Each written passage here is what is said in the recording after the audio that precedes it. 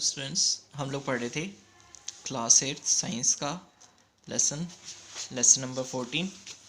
ठीक, electric effect of chemical effects of electric current. किसी वजह से वीडियो इंटरप्ट हो गया था। ठीक है, हम कंटिन्यू करते हैं। तो इसमें हम एक्टिविटी 3 पढ़ रहे थे कि हमें chemical effect of electric current के लिए कुछ एक्टिविटी करनी है, जिसमें 2 डिस्कार्डेड सेल्स की ज़रूरत है, सैंड पेपर चाहिए, कनेक्टिंग वायर्स चाहिए और एक ग्लास बीकर चाहिए। करना क्या है आपको कि जो कार्बन रॉड्स होती हैं, सेल जो ख़राब हो जाता है उनमें से कार्बन रॉड्स को निकाल लेना है, उसको सैंड पेपर से साफ़ करना है अच्छे से उसके मेटल कैप्स को। ठीक है, और उसको कनेक्ट कर देना है बैटरी के 2 टर्मिनल्स से। ठीक है, और these carbon rods are called इन कार्बन रॉड्स को हम इलेक्ट्रोड्स कह सकते हैं। Pour some water in the beaker में कुछ पानी लीजिए एंड अ टीस्पून फुल, और 1 चम्मच उसमें सॉल्ट डाल दीजिए to make the salt solution बनाने के लिए।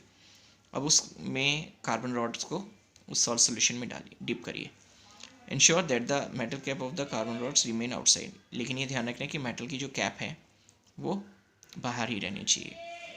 Observe the electrode carefully after a few minutes, कुछ मिनटों बाद जो इलेक्ट्रोड्स हैं उनको ऑब्जर्व करिए ध्यान से।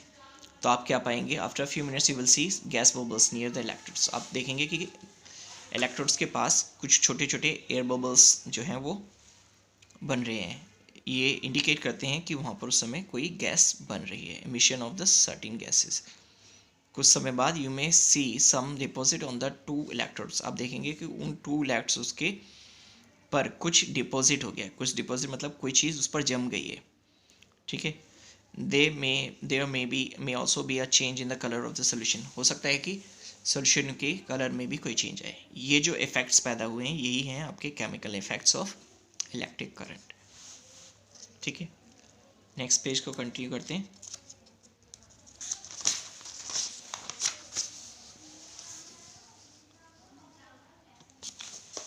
The occurrence of the chemical change in electrolyte when electric current is passed through it is called electrolysis। जो ये केमिकल चेंज होता है इलेक्ट्रोलाइट्स में, जब इलेक्ट्रिक करंट को उसमें से पास करते हैं, इसको हम इस पूरे प्रोसेस को हम इलेक्ट्रोलाइसिस बोलते हैं।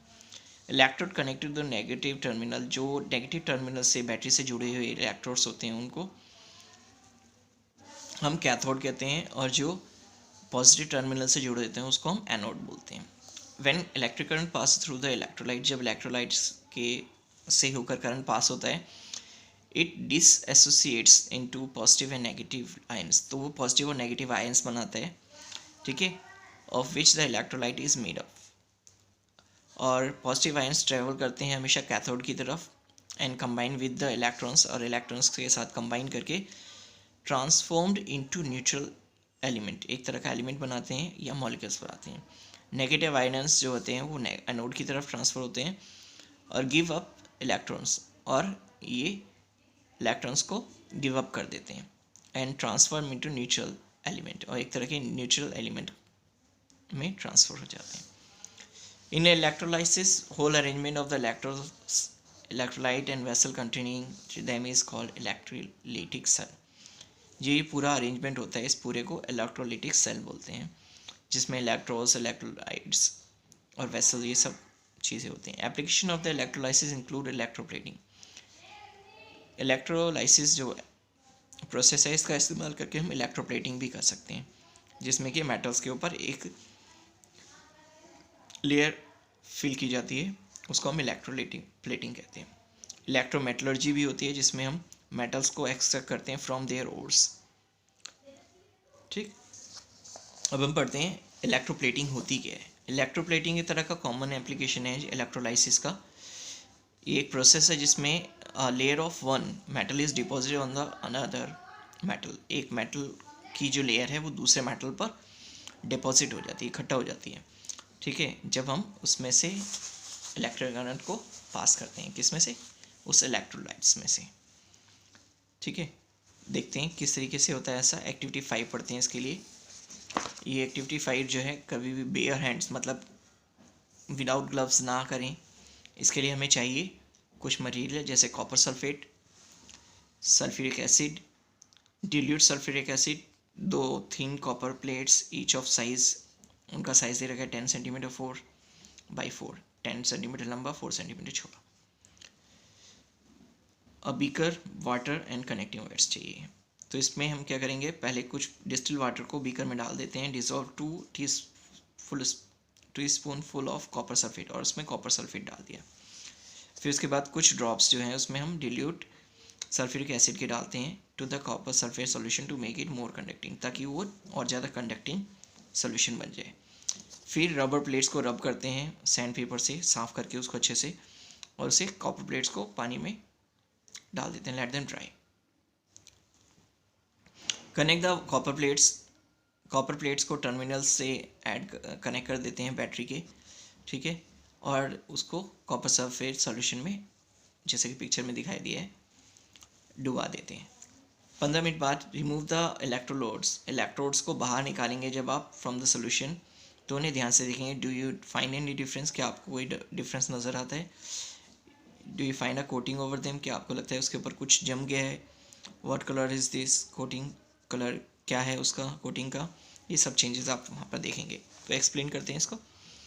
जब इलेक्ट्रिक करंट पास होता है, ऑब्जर्वेशन आप देखेंगे कि एनोड जो है वो धीरे धीरे वियर अवे मतलब उसके ऊपर का जो मेटल है वो कम हो गया है, झड़ गया है, और इलेक्ट्रोड्स जो हैं उसके ऊपर उसका साइज़ बढ़ गया है, ठीक है। हो क्या रहा है इसमें, इलेक्ट्रिक करंट को जब पास करते हैं हम कॉपर सल्फेट के सोल्यूशन में से, तो कॉपर सल्फेट जो है वो डिसोसिएट कर देता है कॉपर आयन को और सल्फेट आयन्स को, और पॉजिटिवली चार्ज आयन जो है वो मूव करता है कैथोड की तरफ, और ईच कॉपर आयन जो है उनमें 2 इलेक्ट्रॉन्स और को गेन कर लेता है वो, और न्यूट्रल बन जाता है। न्यूट्रल मतलब पॉजिटिव और नेगेटिव दोनों छोड़ देता है। The neutral copper also gets deposited on the cathode, ये कैथोड पर डिपॉजिट हो जाता है।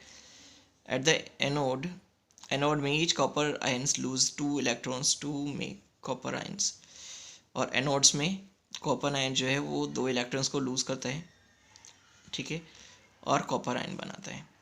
This copper ion goes into solution, ये सोल्यूशन में मिक्स हो जाता है, और उसके बाद में लॉस ऑफ कॉपर होकर सोल्यूशन जो है वो रिस्टोर हो जाता है, ठीक है।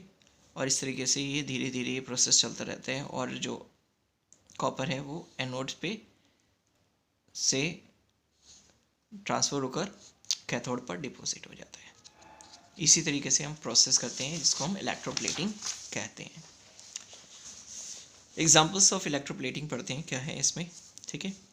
इसमें क्या है, क्रोमियम एक तरह का एक्सपेंसिव मटेरियल होता है जो बहुत शाइनी होता है, रेजिस्टेंस फ्री होता है, इसमें स्क्रैचेस नहीं पड़ते, डज नॉट करोड, ख़राब नहीं होता है जल्दी से, इसलिए कोटिंग की जाती है क्रोमियम की ऑब्जेक्ट्स पे जो कि सस्ते मेटल के बने होते हैं, ठीक है। जैसे आपने देखा होगा car bumpers, bicycle handles, towel rails, ये सब शाइनी होते हैं। ये इन पे क्या होता है, इनमें लोहे पर क्रोमियम की इलेक्ट्रोप्लेटिंग की जाती है। ऐसे ही सिल्वर प्लेटिंग भी होती है, ठीक है। सिल्वर प्लेटिंग में क्या करते हैं कि कुछ आइटम्स के ऊपर सिल्वर की कोटिंग कर दी जाती है, उसको हम सिल्वर प्लेटिंग कहते हैं। EPNS स्टैम्प लिखा होता है उस पर, लेकिन इलेक्ट्रोप्लेटेड निकल है सिल्वर। कटलरीज, खाने पीने की जो स्पून्स वगैरह हैं, कटलरीज, ज्वेलरी आइटम, इन सब में गोल्ड और सिल्वर की प्लेटिंग की जाती है, ताकि वो थोड़ा और ज़्यादा एक्सपेंसिव लगे कम कीमत में। आयरन जो कि ब्रिजेस ऑटोमोबाइल्स में इस्तेमाल किया जाता है, उसके ऊपर जिंक की प्लेटिंग की जाती है ताकि उस पर जंग ना लगे। टीन कैंस जो होती हैं उस पर भी जिंक की कोटिंग की जाती है ताकि वो आयरन के साथ ज़्यादा रिएक्ट ना करें और फूड को लंबे समय तक उसमें सेफ रखा जा सके। आई होप कि आपको लेसन समझ में आया होगा। Thank you, have a nice day.